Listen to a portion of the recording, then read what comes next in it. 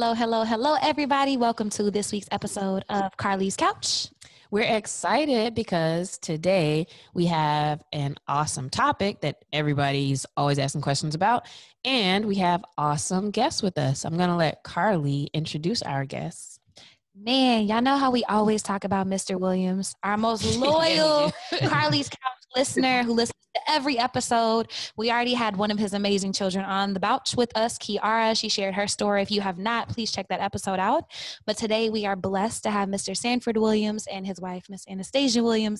Anastasia Williams, on the couch with us to share their story and go in depth about relationships. Yes, we figured, because we don't know nothing about nothing about love or relationships. So we're going to let some experienced folks, people who have some stories under your belt, some conflict you've dealt with, some great times you've had, and help us out and help our listeners out a little bit. So before we even really get started with your story, I think the first thing I would want to know from you guys is, how do you even define a successful relationship? Nope, you go first. You go first. Oh, see, y'all already. That's real. Yeah, I would say a relationship that's built on trust and respect is probably one of the most important things. I guess if I was cheesy, I would say built on love. But what is love? Love is a feeling in the beginning, and eventually love is a commitment that's built on respect and trust. So to me, trust means dealing with the reality and the truths of life and taking those things that happen to you in your life and in your relationship to build us closer together. You know, marriage is work. Sanford doesn't say it as much as I do. I don't know if it's because I'm a woman, but you know, marriage is work. It's a commitment. It's a decision that you make to have and to hold, for better or for worse.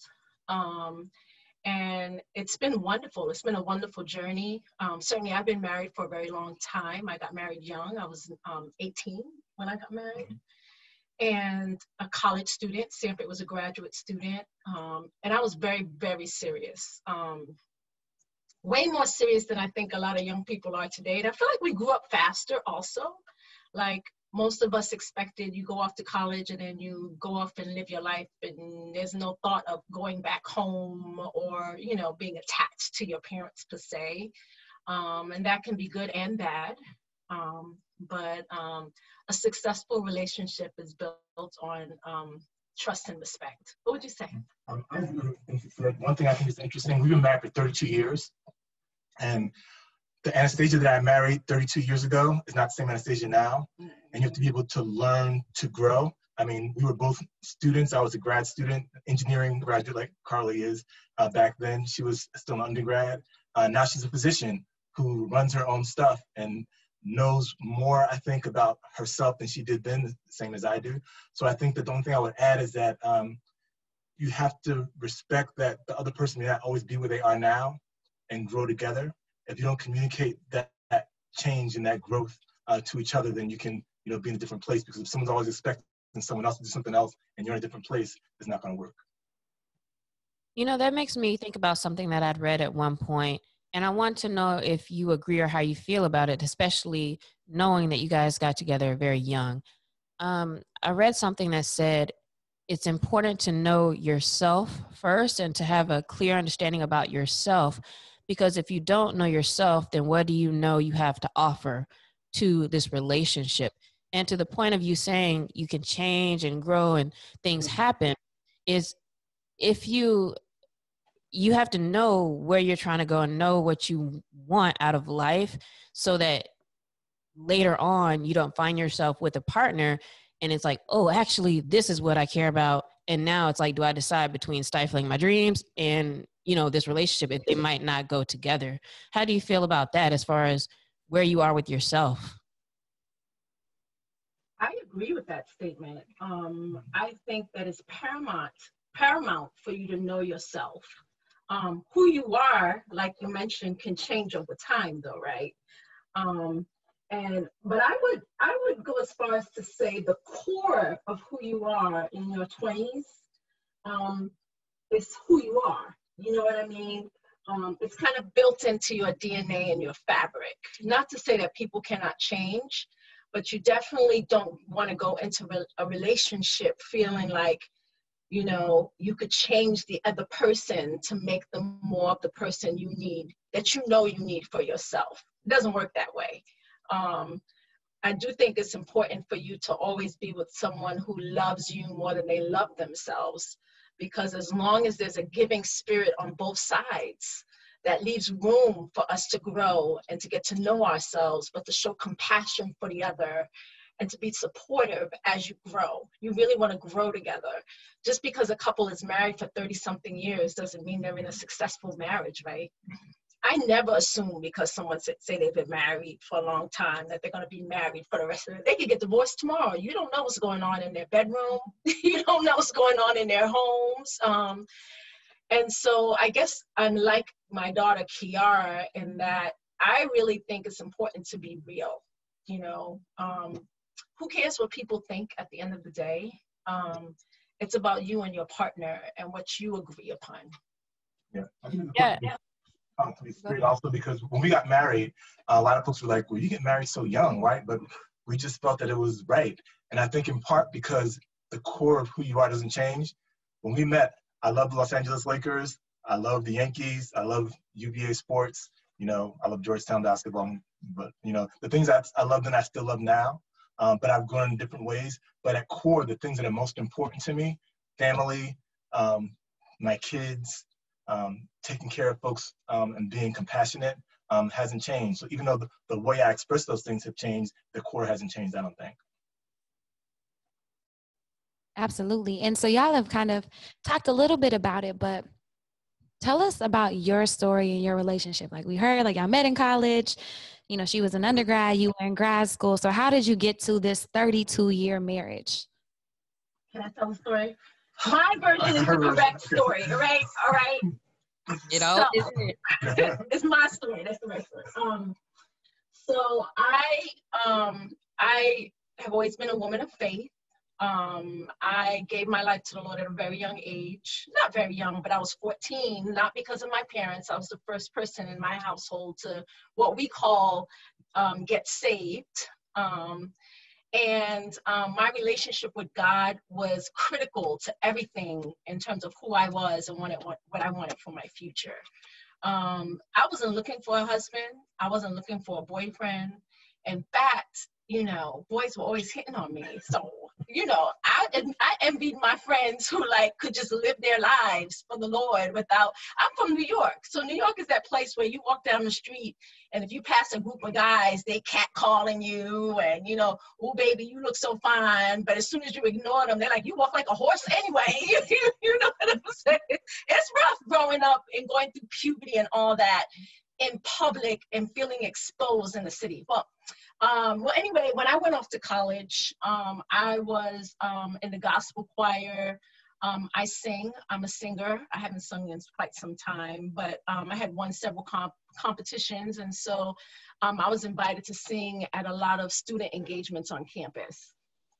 So I sang at this, I think it was a Delta event, jamboree, something like that, whatever they call it. And when I sang, this dude named Sanford saw me singing, and he went home to his dorm where he was the RA, and told his roommates, that's what they told me. They told me that he said, I heard this girl Anastasia sing, and I'm gonna marry her one day. She will be my wife. And they were like, you know she's religious, right? You know she's religious, you know, but I guess it didn't really matter. Long story short, one day we took a class together, Africana Studies class, African American history. He was a senior, I was a freshman at the time. And I started college at the age of 15, so we were close in age. Excuses. Just keeping it real, okay? Just keeping it real. And so one day, we had old-fashioned phones then. We didn't have cell phones.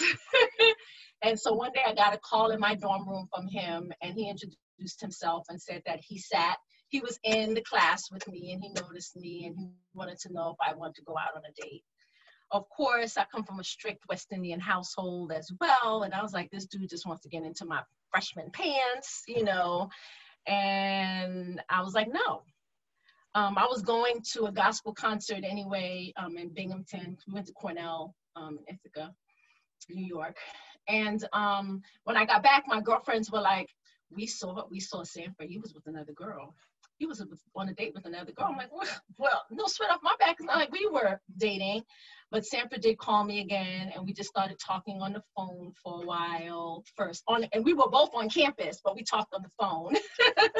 And eventually he asked me out on a second date and on another date, and I said yes right away. On that first date, I have to tell you, I remember we were riding in the car. It was a NSB. It was a NSB dinner. He was an officer, and we had to go get a gift for the speaker. Yada, yada, yada. Too much details.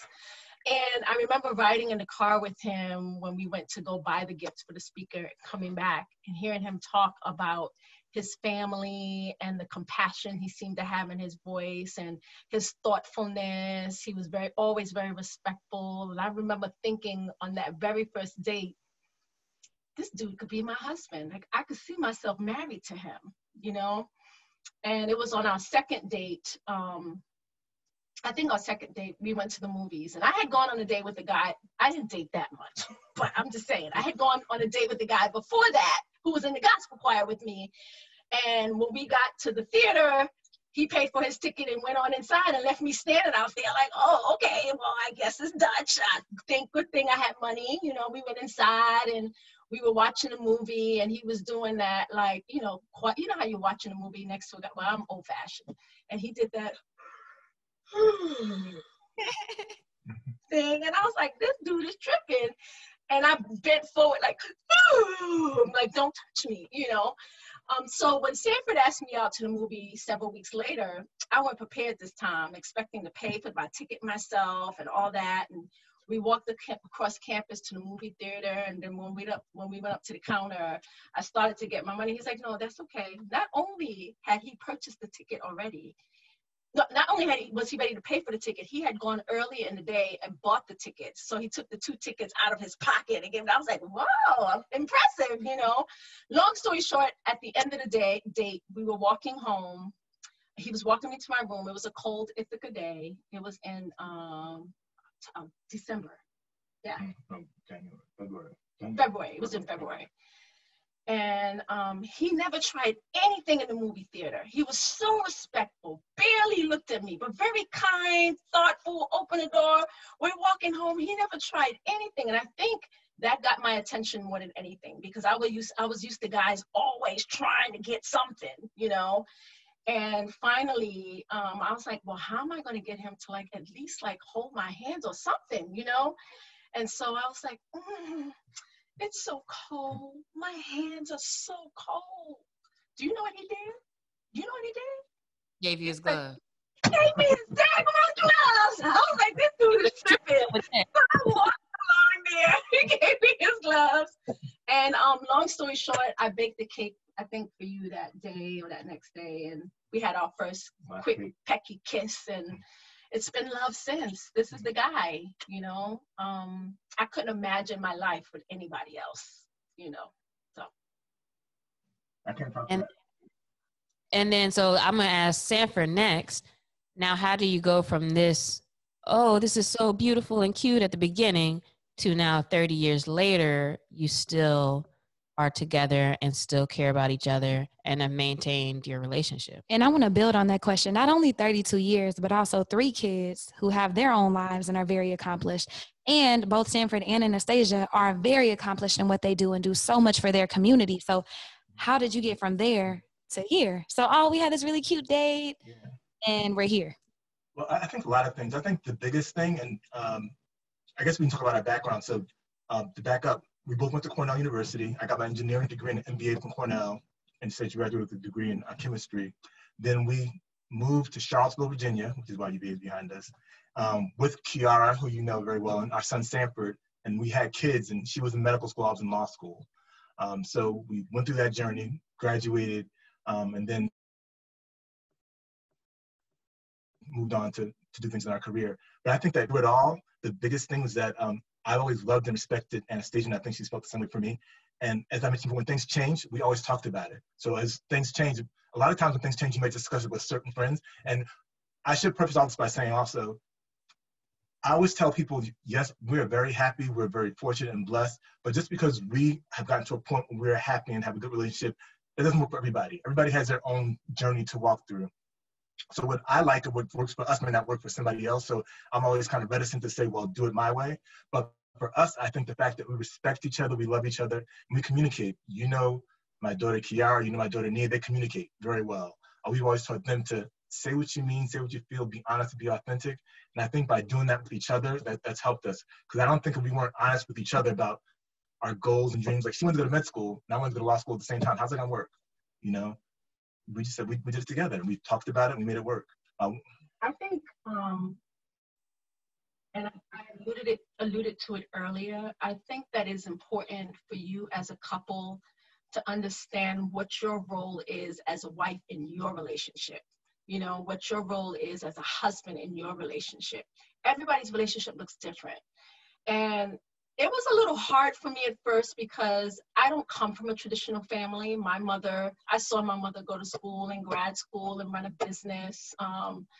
I never, ever thought that because I had a family that I couldn't do what I want to do. I have a family and I'm still going to do what I want to do. It wasn't, in my family, it wasn't about being a housewife and staying home with the kids and taking care of your man. Not that that's not a good definition of a wife for some people, but that did not work for me.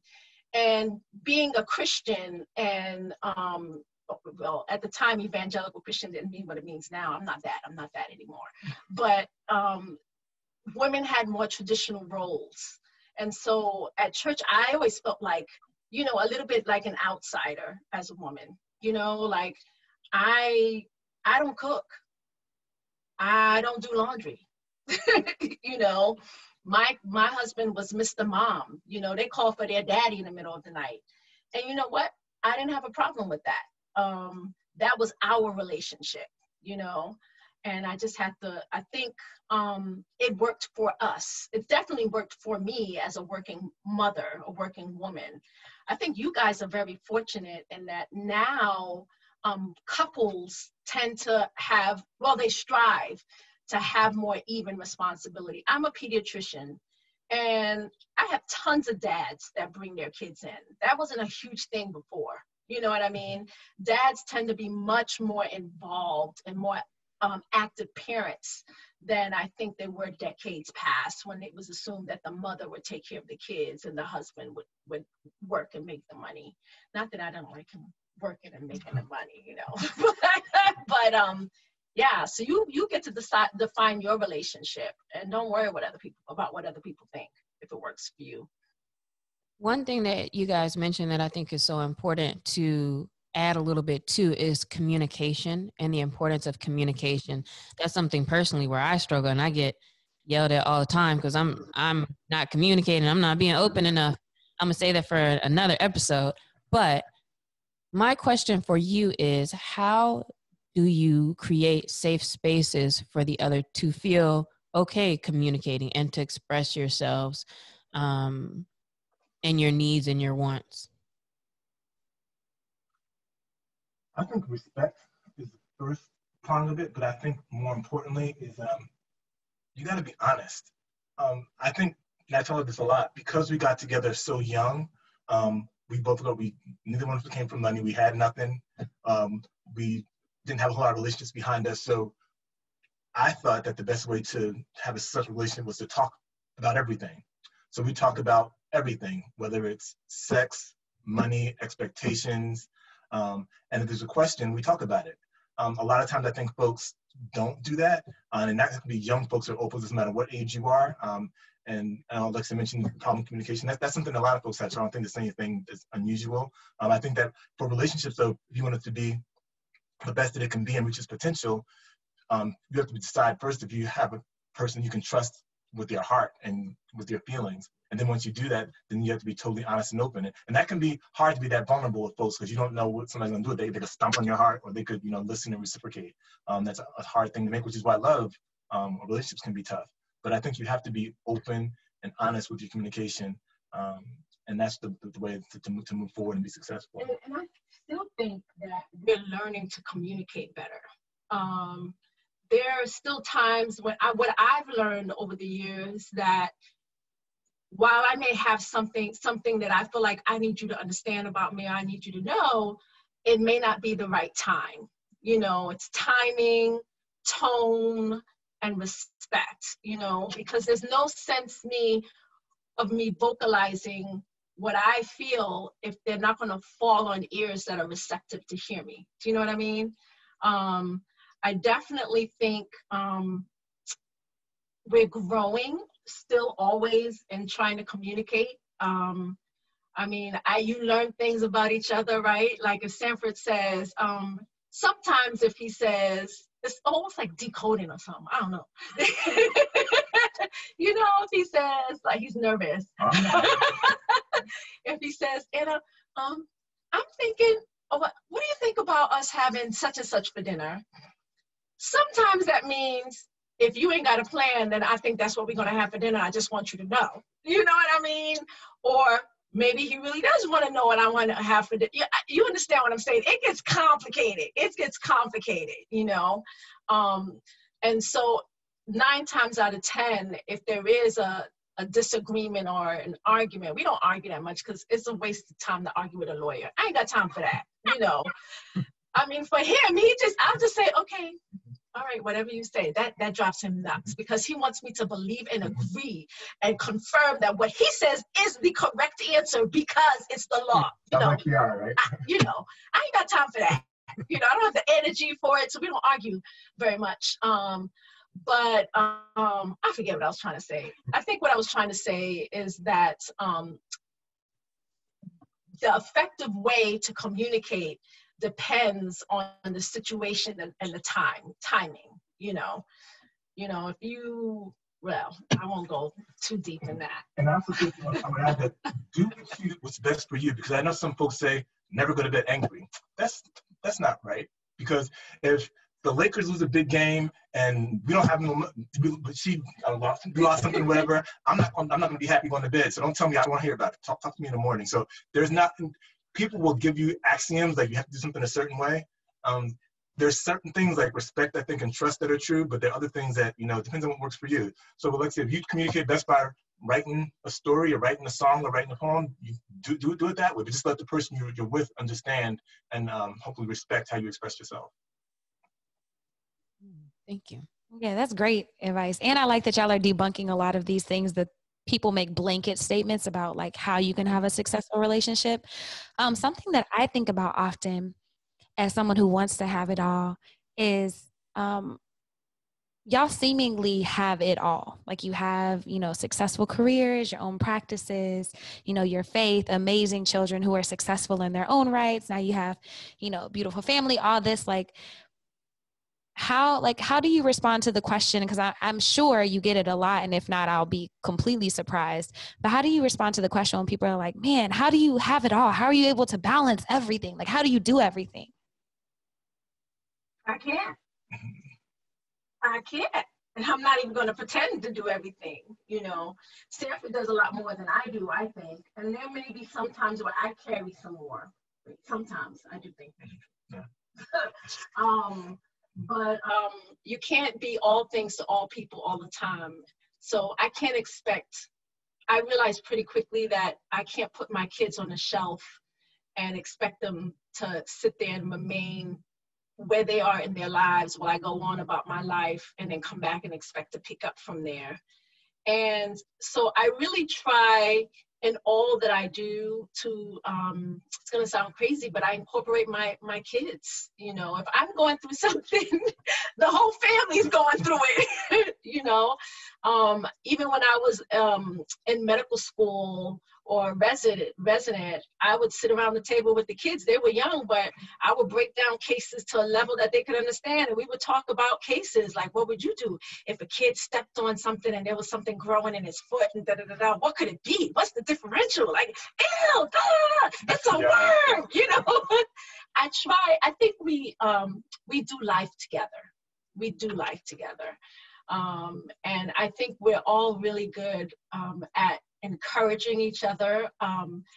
There's one thing I really admire my kids about, one thing I really admire in them, is that they all are the wind beneath my wings. They build you up. They are encouragers. They speak hope and life. They're positive.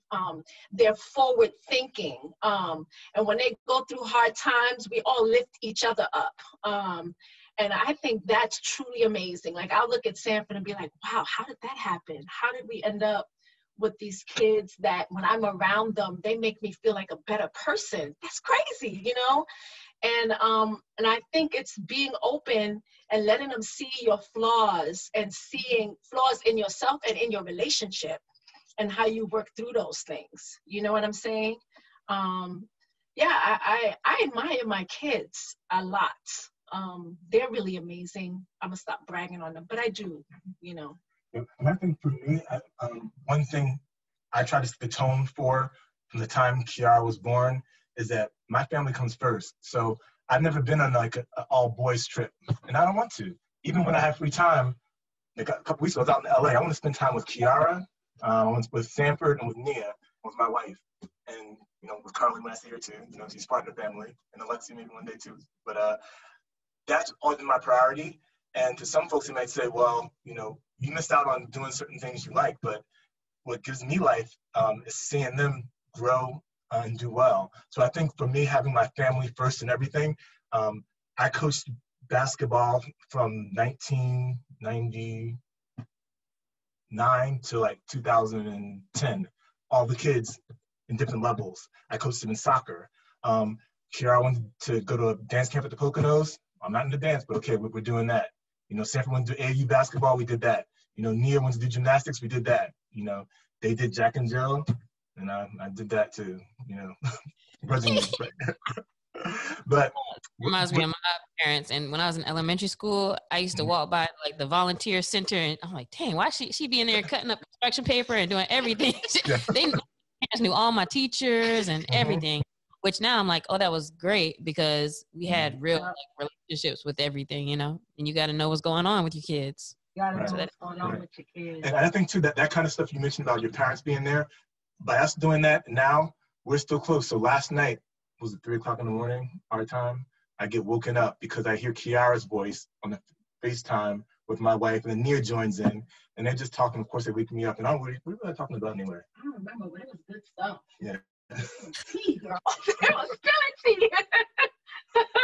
It was good. But that kind of relationship, and I don't say to say like, oh, we're all at, but that kind of relationship is honest and genuine because we've always, from the time Kiara could talk, you know, we talk like that.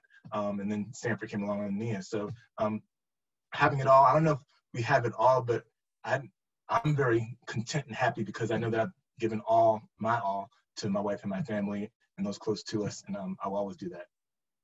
That's such an awesome answer.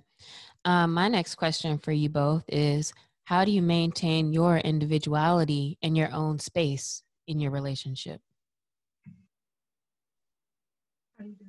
It's easy for you. I just get my space and do what I want to do.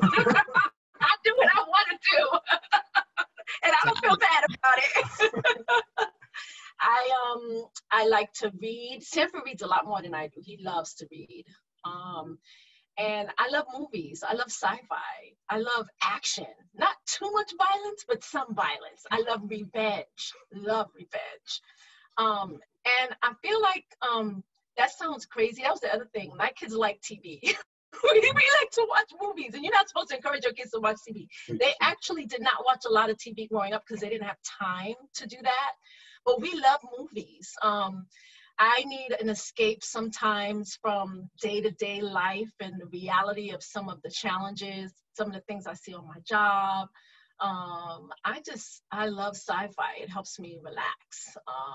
A good Christian girl should say, I pray and read my Bible and all that stuff. I still pray, but I think it's important to find time to yourself. I love to be in a quiet place and drink my coffee with the sun rising and hearing the birds chirp, and to be alone sometimes. You know, you take space in order for you to rejuvenate. if there's one thing I've definitely learned is if you are constantly pouring out and you are not filling up your tank, you're going to hit rock bottom. And it won't be good for you. It won't be good for your family, for your relationships, for your job. So you got to fill up your tank, however that is for you to fill up that tank. So I like to take time for myself. And I think it's important. I do the same thing. For me, I get filled up by being with my kids, you know, following them on Instagram and stuff. But also, like, I love watching sports. Kiara, she said in episode 22, I think it was, she's not a sports ball person, but she and Anastasia don't like sports, but Sanford, Nia, and I do. So we'll watch games, and the game is on. We talk to each other, and, you know, we'll exchange texts and stuff like that. But I think most importantly, besides doing what you like to do, we respect each other. So a big game is on, then she knows, I think, okay, I'll let Sanford do his thing. I'm trying. Yes, sometimes. It's hard. And if she's watching Star Trek or some movie she likes, you know, I just let her watch a movie. So we have to respect and give her space, that she's not always to be up on me and in reverse. Not an expectation that, you know, because I like something, she has to like it. She likes what she likes. But for the big things, for the important things, like we go on vacation, I mean, and this is just us, because some people go on super vacations, we always go together because we just enjoy it and try to bring the kids along, which she doesn't like to do. Sanford's my best friend. I can really, really say that. But I'll also tell you sometimes he's like, okay, Anna, I know we're friends, we're best friends, but I need a wife to do wifely things. I don't just need a friend. You know what I'm saying? I'm just content to be like, let's just lay here and snuggle and watch movies and eat popcorn. And he's like, that's a start. But he's definitely my best friend. And so I like being around him. He's an excellent listener, and I'm a great talker.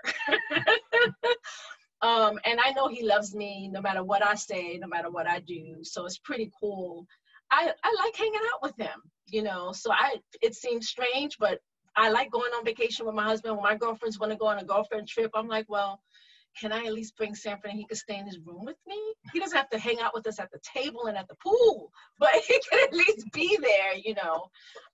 He makes me feel like a stronger woman, more confident, you know, and he's good at pouring into me. I will say, I don't want, how do you say? So this is a little off track, but it's still on the topic. I do think it's important to talk a little bit about challenges and difficulties, because it's not all rosebuds and, you know, and I would say in the beginning, I would say in the first few decades, it's crazy to say that. I used to say every 7 years, you'd go through a really difficult defining time in a relationship, and either you grow closer together or you grow apart. And it was like year 7, year 14, year 21 was probably the last time that I felt that way. But I definitely would be sometimes like, I don't know if I could stay married to him. I don't know if this marriage thing is for me. Like, you know, like I just don't know, you know. The challenges sometimes of, as you can see, Sanford is really into the kids and family, and I'm into him. I love my kids, but I wasn't that into their stuff. I grew up in New York. My parents never went to any of my activities except for maybe 1 or 2 the whole time. I'm like, why you need me to be there to watch you play basketball? Just play basketball. I don't want to watch the whole game. You know what I'm saying? And he went to every single game. He never missed a thing.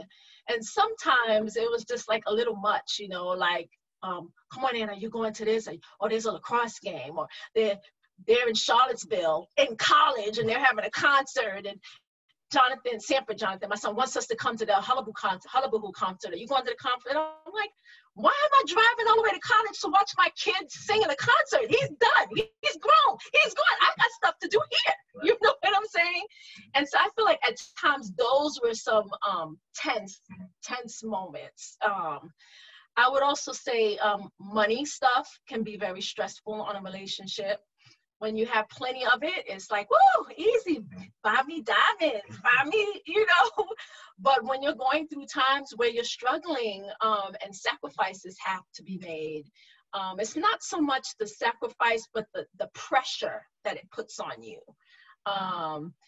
So I remember when we first got married, a couple of years afterwards, after I had my son, Sanford was just finishing grad school, and he was interviewing for jobs. And he did get like, I think at least 1 or 2 job offers. The market was tough that year.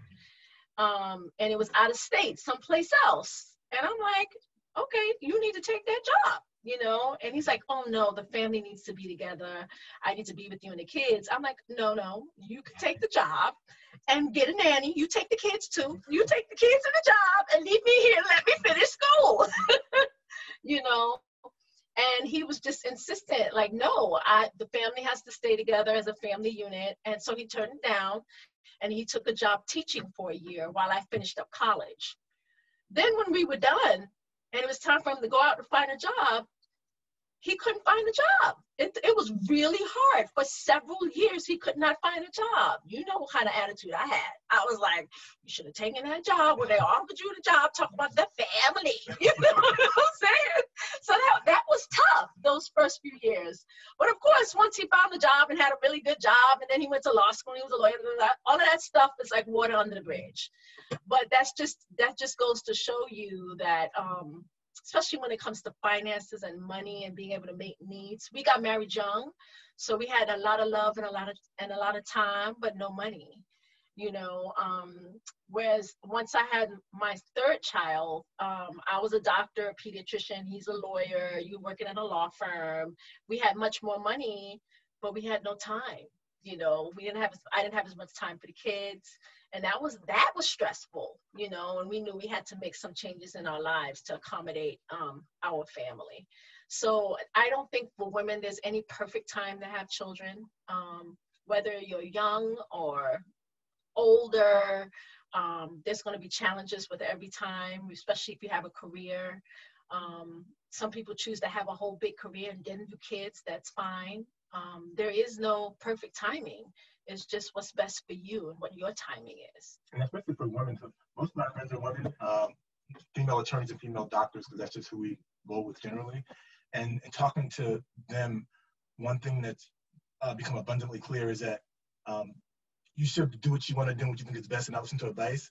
But still, in today's day and age, people, society expect women to get married by a certain age.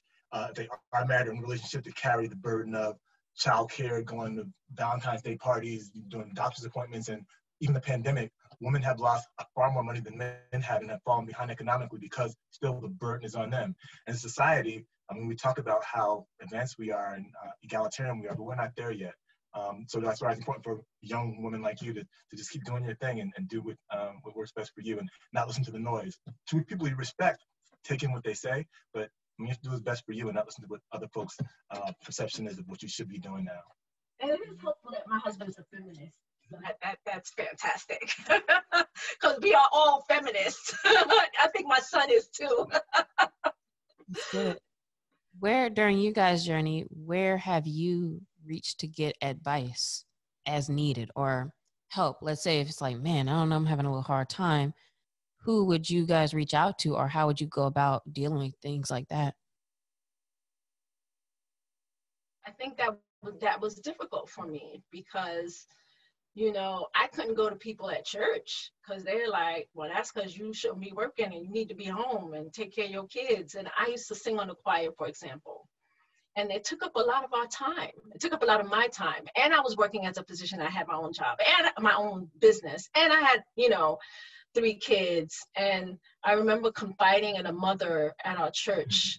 We were talking about sex. Like, I'm tired. I don't know why you always want to have sex. Blah, blah, blah. So she was talking me through that. Don't get me wrong. I love sex. Sex with him was wonderful. But, you know, sometimes I'd rather sleep, you know. And I remember she was extremely helpful in telling me, like, you know, that's the one time when you are intimate with your spouse where he is all yours and you are all his. It's just you. And so it's not just about the physical part. It's about the connection, you know. She really helped me understand that better, you know. So don't think of it as, he just wants my body, you know what I mean, or pleasure. He wants to stay connected to me in the midst of all the craziness and all the running around and the busyness. But then I remember her saying also, so you need to think about dropping the choir. You're just doing too much. And I'm like, oh, no. The choir for me was my time that I had, that I needed to fill my bucket. So I'm like, no, I'm not dropping a fine, thank you. But it was still valuable advice. So I think it is wonderful to have older people in your life, or you got to be careful about taking advice from people who you choose to be in your circle. You know, if you have a friend who can't maintain a relationship themselves, you probably shouldn't be asking them advice about relationships, you know? Or if there are men who are raping women on somebody else's talk show, you shouldn't listen to them for advice either. That's the story.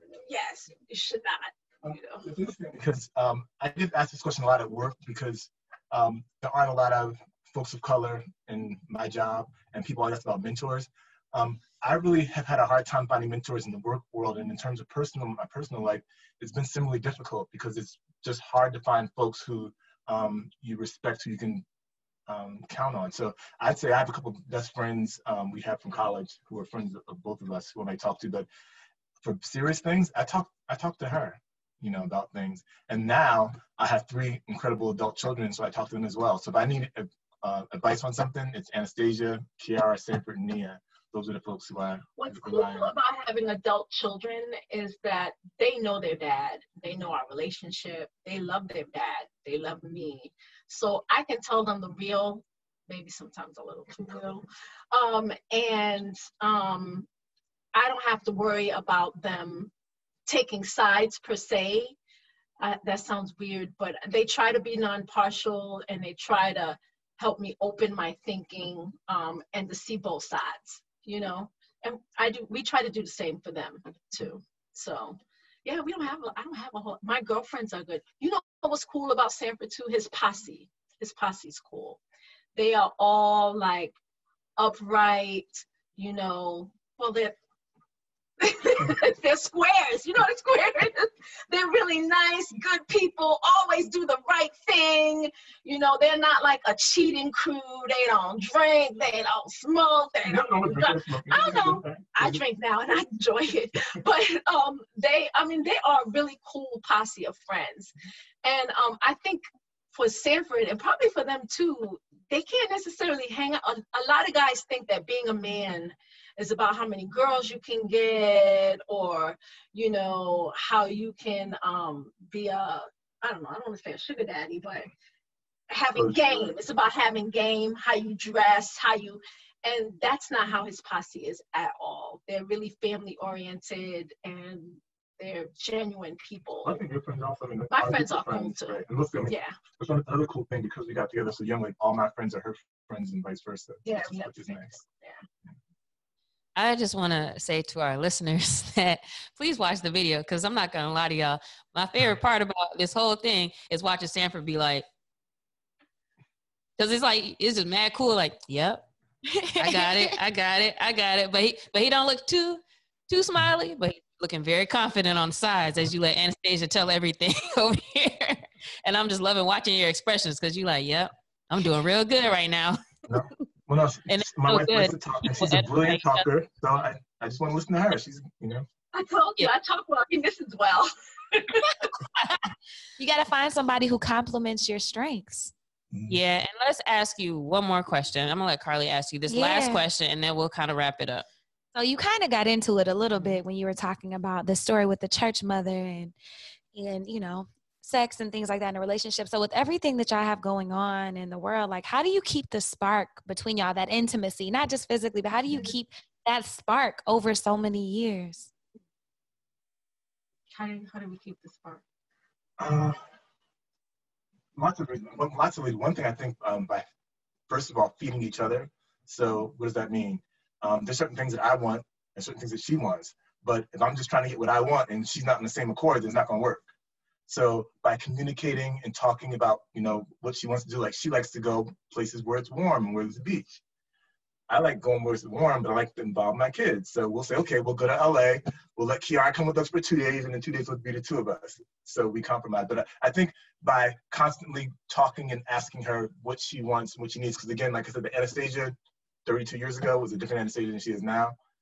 She's more confident, more passionate, more beautiful, and she just knows what she wants. So I have to keep up with that, and just try to make her happy while not sacrificing my needs.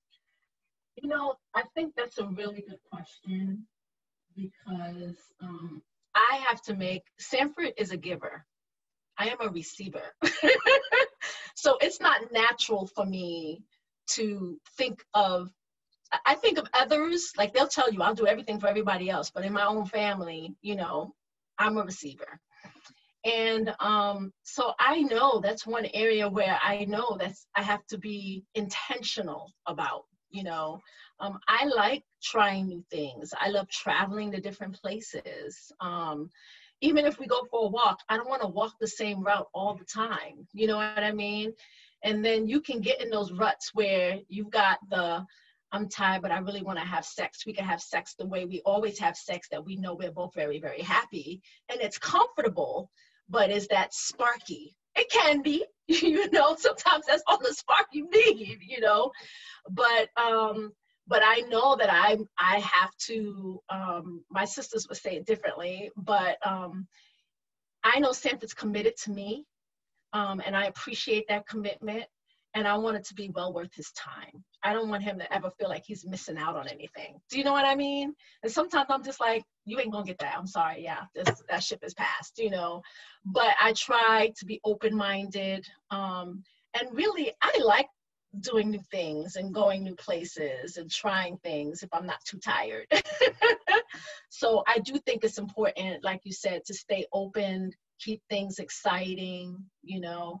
I remember I got home yesterday, and Sanford was like, come here, Anna, come here, just come here. And I like being in control. So I'm like, what do you want me to, what are you doing? You know, come here for what? You know, he's like, I had just gotten home from work, you know, he's like, come here, I have a surprise for you.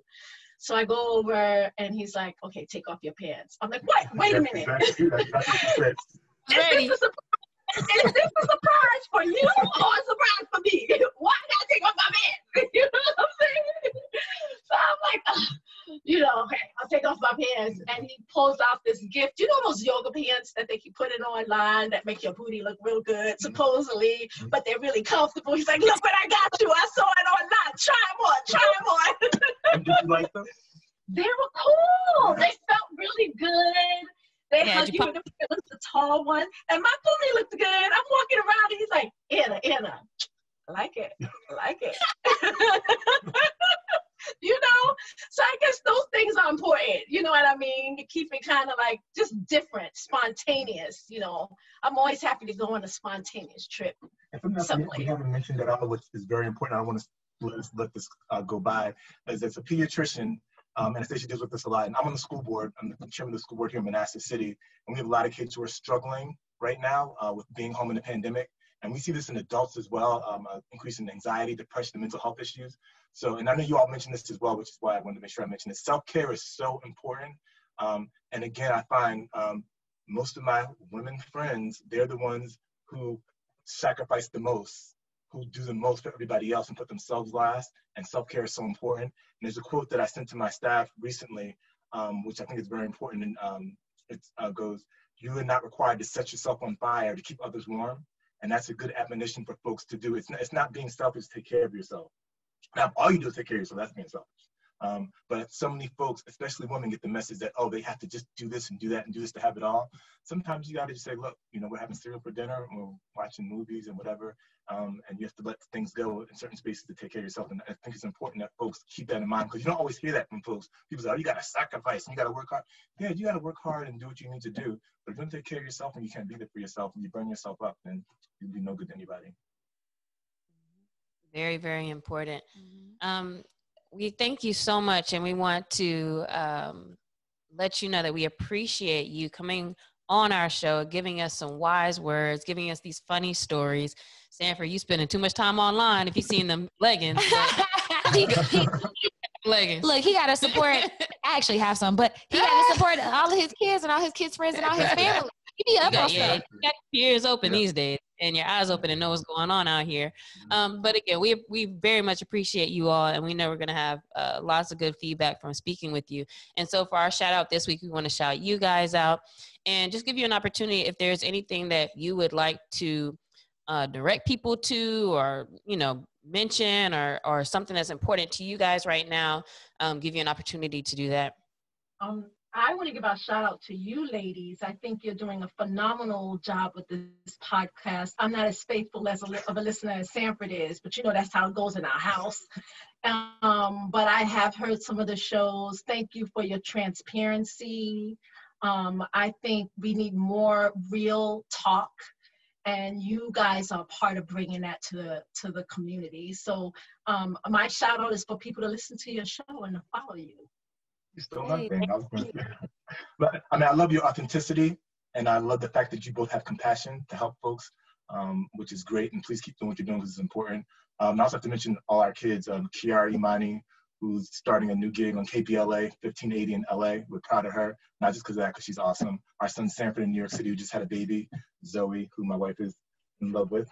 Can I show you a picture? You've probably seen the pictures, right? And then our daughter Nia, who's graduating from UVA next month, is going to do her thing musically and going forward. So I'm immensely proud of all of them, and Anastasia, because what she does in our community. And I should mention also, besides the school board, I also work at the FCC. I work in the chairwoman's office, and I'm the head of one of our offices. So if anyone has any questions about the Federal Communications Commission, we have an emergency broadband benefit program going on. We're giving money to folks who can't afford broadband. We have a homework connectivity program, $7.1 billion we got from Congress, which we're trying to give out around the country. So if anybody has any questions at all in the FCC space, please hit me up. You gotta see my grandbaby. Let's see if I can get this to work. Oh, cute. I saw a little bit. There she is. There she is. Yeah, she's cute. Baby Zozo. Zozo! And I'm much more into her than I've ever been to any of my kids. Like, it's all about Zoe. It's all about Zoe. That's so funny.